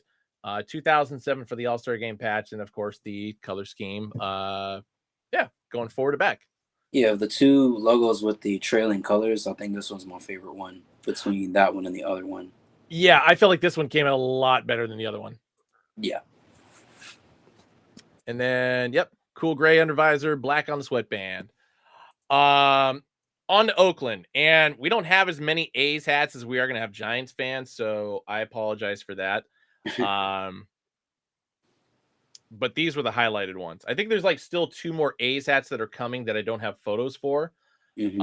I know this one's going to go well. Stomper logo on the front, black for the up or for the crown, real tree camo for the button in the upper visor, and of course the 50th anniversary for the side patch. It's a clean crown. I like that. Man, real tree camo is just so hot right now. Yeah, I'm telling you, app exclusive. Every time I see something now that's camo, I'm just gonna keep thinking of the app exclusive. It's like, No, what are you totally. doing? Cool gray under visor, black on the sweatband. And this one and the next one are easily my 2 favorites. And I pitched these 2 hats, this one and the next one, about 2 years ago. So to see them actually come to fruition is super exciting. It's been a Mm-hmm. while since I've had an inspiration for a hat or a design outside of, Big Ben's knockouts and of course like the couple that, came in later. Mm-hmm. But as an Oakland resident, I had to go something like 100% Oakland. So this is definitely part 1 of the 2. Oh, that's clean. I like the fact that I that's think not I Vegas. froze. Oh, oh, you froze. Oh, I was gonna say I think I really like I like that it's a two-tone. I like the olive or like the green, the forest green use. It's more of like Yeah. forest green. I like that a lot. No, totally. I wasn't expecting. I can't remember if it was. I think it was George or Jorge. Mm-hmm. One of our designers is the one that actually put together because he and I worked together on these ones. Mm-hmm. Um, so here's the two-tone version, which is going to have a grander visor and a black sweatband. And the one I'm really stoked about is this one, the black version. Mm. That Either was way, tough. I'm getting both. Like I have to at this point. Got you. Got to. Yeah. So you really like the black one more than the other one? I'll be honest, like it's kind of a tie. The more I Mm-hmm. look at this one, the more I like it, and I think a lot of it just because of the perfect color. I had just Mm-hmm. been looking at photos of mock-ups, and the black one just like really stuck out for that. But Yeah. now that I look at the two-tone one a little bit more, it's like, yeah, tan one. I'm tan and green is just kind of like I'm feeling it. That's what I was gonna say. I like the black because, like you said, the colors pop more off of black like base, but I still feel like I like the two-tone for some reason. Like I want to, it's like I hear more, but I feel like definitely you could do a lot with the black pair. You could really do a lot. You could do a lot with that black crown actually. Oh Yeah. yeah. Now I see the dilemma that you're in, Ben. I No, see. exactly. So either way, both are coming home. And the other thing I like about this the most is it goes back to these early 1980s style script on the front for the A's jerseys that we were able to use for Mhm. the front of these hats. We hadn't used this typeface specifically before for any A's hats that we dropped, and so this was actually an important aspect that I wanted included onto it, just because we've done oak like I'm wearing one. We've done the Oakland script hats in the past of like different styles and different eras. But for us to do the multi rainbow colorway for this one, it had to be this particular typeface when we put together. So cool gray under visor, black on the sweatband. And that's it. That wraps Yeah. everything up. So like I said, there are gonna be more A's hats available at the pop up. Mhm. Those are the only ones we had photos for. So Yeah. looking forward to seeing everybody's smiling faces this Saturday. Exactly. Yeah, Ugly Man Chief asked, "How do I stand so still or stay so still?" He thinks I froze. It's like years of meditation and practice. Um, with Hat Club crowns on. That's one of the reasons why you don't see me without hats on. It helps with my balance and my stability. I It's- love that. CG691, the Black Cups hat's gonna drop on Friday. And then Space Hippie, check personal DM. Oh yeah, I got you, bro. Dad's yeah, tennis team photo is legend. Oh, okay. and well, I only feel like it's right since Ben, you like closed it out with like your design. So I don't know if most people know, but I'm actually, in addition to me announcing that I re-signed with Hat Club, I do have a design that's forthcoming. It's currently actually in production. Woo! Um, it is definitely, you talk about, it's funny, we were running through some of the Bay Area crowns that are going to be releasing at the pop-up. Mine is actually a homage to this windbreaker I have on. So Super Bowl 28. If you check my story, probably like I think last week or so, I actually dropped like that was the inspo for the crown. So it's definitely something for Atlanta. It's I think that's as much as I'll say right now, but I'm super excited and stoked for it to come in. As this comes in, I'll definitely throw details up on the story, let you guys see it when it comes in. I'm super excited to see how it turns out. This is my first crown I've ever designed, so a little bit of anxiety, but everybody's been super supportive. The feedback's been great, from those that have seen the mock. So I'm excited to see what it looks like in hand. I'm excited to see what it looks like. Yeah, I'm like, it's probably one of it's probably one of those it's one of those crowns where it's like I kind of really wanted it to tell a story and I wanted it not to be something that a lot of people normally see. I have a thing about, obviously I'm from Atlanta, so a big part of what I do is, trying to put Atlanta on the map in the fitted community and in everything that I do. So I think that this was like a really rare opportunity to be able to merge those two lanes. So I'm excited. Like I said, it's my first hat that's in production, so I'm really looking forward to sharing with you guys when I get the in hand. So I'm just as excited as y'all, but just And know the one thing I'm gonna add to this is once you get that first one and it sells out, you're gonna get the bug, be like, oh man, I got so many more great ideas. And did I freeze just now? no, slightly. And Oh then my god, no, I was it's like I trying to think be I think what inspirational happened and is oh my god, it just fell flat. Austin No, came back. That's why he had to freeze the live to make sure you heard everything that you were saying. no, what I was saying was like once you get that first one done and hmm and you sell it out, you're gonna get the bug. You're just gonna like, oh yeah, I got this idea and this idea. And so no, totally. I think when people see the first one, just know that there are sequels coming, and yeah, I'm very excited, to share that part of my creativity, with you guys. Like I said, I do a lot of, obviously outfits and curating, pieces and stuff like that. So it's a real interesting opportunity to kind of design something where it's like, I think this is cool. I know how I would style it, but I think the really cool part of it will be seeing other people wearing it, styling it different ways. And I think that's going to be the part I look forward to the most. But it's exciting, man. Like I said, I've No. been picking Ben's brain before we even started the show how he did it. There we go. I'm back. Oh my god. Make more Am I creamy. back? Yeah, you're back now. Oh my god. Xfinity did that to them. Dude, they screwed me over so hard, man. I'm like, man, if I had a choice between Xfinity and fiber, I'm going fiber every single day of the week. I can't. I wish I had that option because I would take it right now. So It's not even worth it fighting with Xfinity. They're just like, no. oh, your internet is slow. Let us make it slower for you, please. No, in the fact that it's like all up until when they screwed with my package, like everything was Mhm. fine. Like I never had issues, and then as soon as that happened, it's been a problem ever since. So They get you. Oh, you want faster internet? Sometimes it's like, you know what? Nope, the speed is just fine. Don't need to go faster than where I'm going. I appreciate it though. oh, and then the light went out behind me. Great. Well, at least I know. Okay, I've got an hour and 40 minutes worth of juice in that battery for that light behind me. So, dude, Wherever that Teferi. light company is. Yep, yeah, man. Wherever that light company is, Exactly. that's your warranty. That's the Ben warranty right there. An hour 40 minutes. Hour and 40 minutes.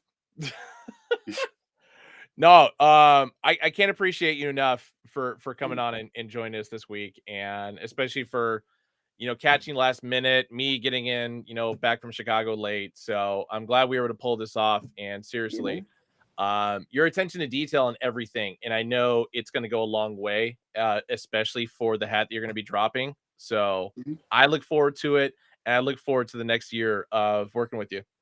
Appreciate it, man. Like I said, it's family. That's what we do. So, opportunity to come clutch and help out on the show. I love recap. I love the first time I did it. So it was dope to be able to come back and obviously have another opportunity to do it and fill in for you. So I've been taking notes. I can't promise I'll be Ben, but I'll definitely bring the same vibe and energy. No, Um, the keeping it energy is going. definitely going to be there, but it's just like I don't think anybody should copy anything that I do.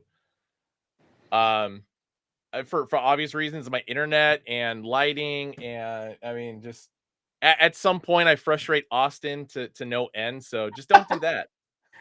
Well, you know what? Red says we need more Teferi. I don't know if all the people in the room feel that way, but hey, man, I'm here every day of the week. If y'all want to see me on, I'm definitely open. Like for more opportunities. But y'all got Beehove, y'all got Austin.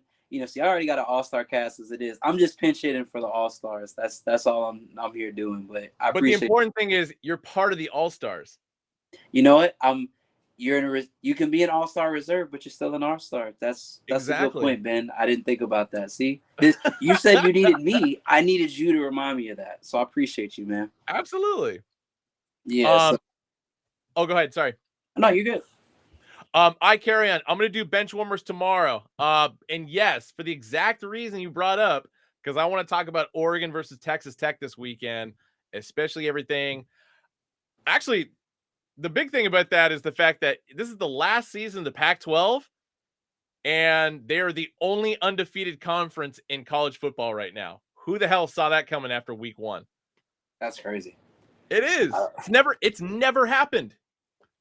I don't like. I know a lot of people talk about the SEC is obviously it is the strongest conference from a recruiting perspective, but it's like I think what I like about the Pac-12 is it's wide open. I feel like the Pac-12 kind of has that SEC vibe to it right now. Yeah. Colorado, obviously unseeded TCU first week. Um, I'm really the games I'm circling right now. Definitely Colorado versus Oregon, Colorado versus USC, and Colorado versus Oregon State. I feel like in that stretch, and UCLA also. I think Yeah. that stretch is going to be good football. I think it's going to be football a lot of people want to see. I I knew it was gonna be close. I did not think by any stretch that TCU was gonna blow Colorado out. But after Colorado got that win against TCU, I'm scared. And Ugly Matchy was like, are they the team to watch? I think they're the most compelling story in college football right now. I think it's just there were so many questions. You have Shador coming in. I mean, to open up the season, you throw for 500, 81% completion, no picks. Um, I against a team that was in the national championship a few months ago. Yeah, it's like, so when you look at stuff like that, it's like you can't. He's definitely on Heisman watch. You have to watch him. I think he's just electric. You got Travis Hunter that's playing both sides of the ball, just like Yep. Dion did. You got, and then you also have Shiloh that's on the defensive end as well. So it's like, I think that Colorado's going to overperform. I think for them, a successful season is they make a bowl game, because when you go from being 1-11, losing an average game like 29 points, which is ridiculous, to now you go on the road and you win the way that you win. It's like, yeah, but that's to be expected. Now the target's on your back. But being, in the South SEC conference and territory, a lot of people obviously are looking at Georgia to, go for the three-peat, to Mhm. go back to back to back. It's difficult to do. I have questions about Georgia's offense. I just have some questions about who's going to be that guy for them. When they need it, when they need to dial up a score. The defense you never question, but I think Correct. offensively sometimes it's like, what are you going to get? Because I think they were, last year they were the number one scoring defense, if I Yep. remember correctly. Yeah. So, and this is coming from a Georgia Tech fan, so it took a lot out of my spirit to even give them props right now. So I'm gonna have to, put some mouthwash in, brush my teeth, something after this. But I don't know. I think the Pac-12 is, it's an interesting conference. I'm sad to see it kind of break up a little bit. With Yeah. Stanford coming to the ACC now. So that was an interesting move. I'm very curious about that. Three school. Well, okay, two and a half schools, I guess technically, because I mean SMU you can qualify as well. They're close enough to the Gulf of Mexico, which connects to the Atlantic Ocean, so it's like okay Yeah. there. But the Hmm. fact that Cal and Stanford are coming over, and it's just like, dude, they're literally both touching the Pacific Ocean. Like you cannot do this. But Um, mm, but for me, it's sad because I mean, this goes outside of me living in California. I lived in Oregon. I lived in Washington. So the primary three states that make up the Pacific Coast Conference. mhm. I know Arizona's in the mix too, but who cares? I'm kidding. No, just going through, Pac-10, Pac-12, but just the Mhm, fact that the Pac-10, Pac-12 was always the conference of champions. mhm. And that's going away. It's just like, because I mean, like top to bottom, if we're talking about every sport outside of football, the Pac-12 is like the most dominant conference in all of collegiate sports. So it's wild. And then Space Hippie, you bring up a great point. Bill Walton's commentary on Pac-12 basketball gone. It's done. It's over. And I feel like, I think for me it's like Stanford and Cal are kind of taking the Notre Dame route a little bit, which is very interesting, because it's like the ACC was kind of in shambles, and now it's like essentially Stanford and Cal look at that as an opportunity to anchor themselves in another conference, possibly for more revenue, more dollars. Yeah. But to you, from a geographic perspective, that's got to be nightmarish for those guys, because you're dealing with time difference to come coast to play. Now Yes. you're having, Atlantic Coast teams. Now they're having to go out west to play. So then it becomes, where do you host the ACC championships, which have traditionally been held and hosted on the Atlantic Coast? Where do you Yeah. do that now? So it's a lot of questions, but I mean the ACC was in shambles. I know a lot of things were talked about with the Pac-12. I really feel like it's money driven. Unfortunately, I think right now it's money driven. It's television dollars driven, and I think that's really where you're starting to see a lot of these weird moves. I mean, with private schools, which to me, that's where I understand Stanford's move, but Cal was the one that was kind of throwing question marks to me, because it's like, why? What reason? what Yeah. was the reason for that one? I think Well, somebody asked. Go ahead, then. I'm sorry. no, I was gonna say, like Stanford, like is interesting because I would have figured if they would have gone anywhere, it would have been Ivy League. Um, I would have thought that too. That would have made a lot of sense. They could have been yeah. very dominant there. But Extremely. the one interesting point you make as far as like the ACC deteriorating, I Hmm. think this last weekend was a prime example of that, of Cal, or sorry, not Cal, Clemson versus Duke. And here we are, how many years removed from Clemson winning two national championships within a 3-year time frame, and they lose to Duke on the first game of the season. And it's scout, it's recruiting. It's, I mean, you had Travis Etienne, you had Trevor Lawrence. I mean, they had a run. I mean, then you also had, prior to that, they had great talent. And I think that just goes back to show what recruiting can really do for a good program. Like that's why Alabama's consistently great, Georgia's consistently great. It's like that recruiting factor is there. And when you consider Georgia has dominated they went back to back. Every kid in Yeah. the country probably is looking like, hey, I want to play in the SEC for a chance to maybe even transfer to Georgia, or maybe I get in a team and then, so I think there's a lot of different things and angles that you could look at it from, but it's that's why I think what Dion will do. I think Dion's presence in the Pac-10, how many ever teams are left after, Yep. I think it is really going to be that gravitational pull that brings the media attention back to the West Coast. So even though you have stalwarts leaving, you still have some good teams that are still out there. I think Oregon's probably going to kind of, pronounce itself. This is They'll the do last. fine. They should. Yeah. They should, but we'll see. No, I think the last thing I'll leave on is Lee Castle's point here of Dabo doesn't believe in NIL. And the fact that he's been vehemently vocal about it has probably scared a lot of recruits away, which I totally get from a kid's perspective. It's just like, if you have the opportunity to make money nowadays and play collegiate sports, do it. Yeah. Deion Sanders being the exact opposite of that, and just like completely embracing the NIL, embracing kids making money just because of the fact that him in his position, if he had that luxury back when he was younger, oh my God. Yeah, I think it's weird.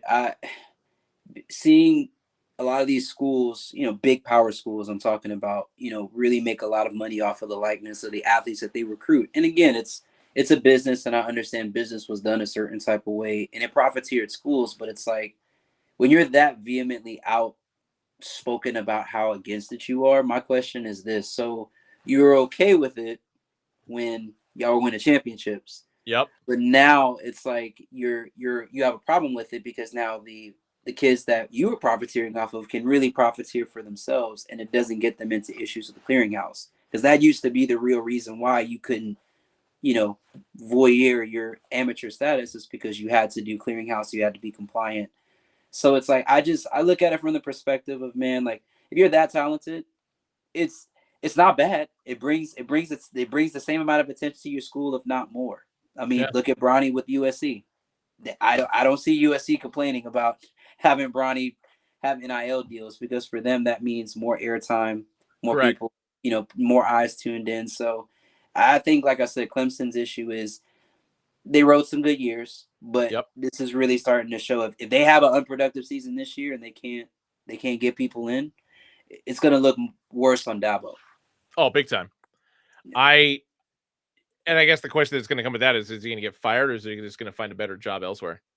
I think he'll probably, if they should be over 500 this year, but to go from just being over 500 or barely making a bowl game from 2 championships, I think he may move on. It's kind of like what happened with Notre Dame and Kelly, and he transitioned to LSU. It's like you you find programs that are more well suited, and because again, in college sports, it's like the head coach doesn't do recruiting. You have a whole team that Yep. does that. So if your team is not really equipped to really go into these kids' homes and really talk to them and really explain to them why their program and their system best suits them, because the goal obviously for most is to transition to the NFL. Yep. That's where you have to have a good pitch man, and that's where, again, I feel like that's where Dion is that glue guy for Colorado. It's who doesn't want prime time in your living room saying, "Hey, I want you to play for my team." Correct. Like who doesn't want that? And I think that's really going to transform and open a lot of doors for former players, that have that gift of coaching, because then that gift translates into so many other areas if they're given that creative license and control. So Yeah. I think this year is going to be cool for college football. I think it's going to be a lot of interesting storylines. I think for the SEC in Georgia, I think for teams that are leaving conferences going into new ones, I'm gonna be paying attention. My ESPN app is probably going to be dinging a lot in the next couple of months. So I'm here for it though. We're going to have busy weekends, man, for sure. But dude, Exactly. Teferi, absolute pleasure having you on. Absolutely. I'm looking forward to doing this again. And shit, man, I mean, just based on what we just ran, start of the show and end of the show, talking about sports, I might just have to do bench warmers later in the day so you can just be a part of it, because Hey man, your listen. insight on everything is Come on, man. phenomenal. you know how to get in touch with me. I'm down. I'm game And anytime. I carry on agrees. I'll discuss that with Austin just because like I've traditionally always done it like Monday morning at like 9 West Coast time. Hmm. So Okay, so that's like my lunchtime. So that might, yeah, yeah, that's my I don't lunchtime. want to waste your lunch with this. I mean, I want I, you to like listen, enjoy yourself. listen. I As long as people on Twitch don't mind watching me eat my lunch and talk sports, I'm good. That's probably what's gonna end up happening. There we go. That's going to be on the docket for tomorrow, or at least hopefully Austin isn't drugged enough where he can actually respond to that Yeah, email that I sent him about that. So I'm here to be useful and to hang out, man. Y'all are cool. It's always a vibe whenever we hang out. So like I said, whether it's recap, bench warmers, anytime, I'm here. I love it, dude. Teferi, you're the best, man. Yeah. Everybody, thanks for tuning in. Looking forward to seeing you guys tomorrow for bench warmers. I'll figure out a time. It's definitely gonna be before the Thursday night football game starts, so I'll probably do it at like what 3 p.m. West Coast time. Yeah, so 6 my time. Yeah. So Okay, and that's perfect too. we'll fall on that Any- line. Yeah. And then Southside Steven Steve, right? Because you and I got to discuss AEW All In if you're available during that time frame. But we'll get that figured out. So anyway, night, guys. Thanks again. Night, everybody. Take care. Peace. Bye.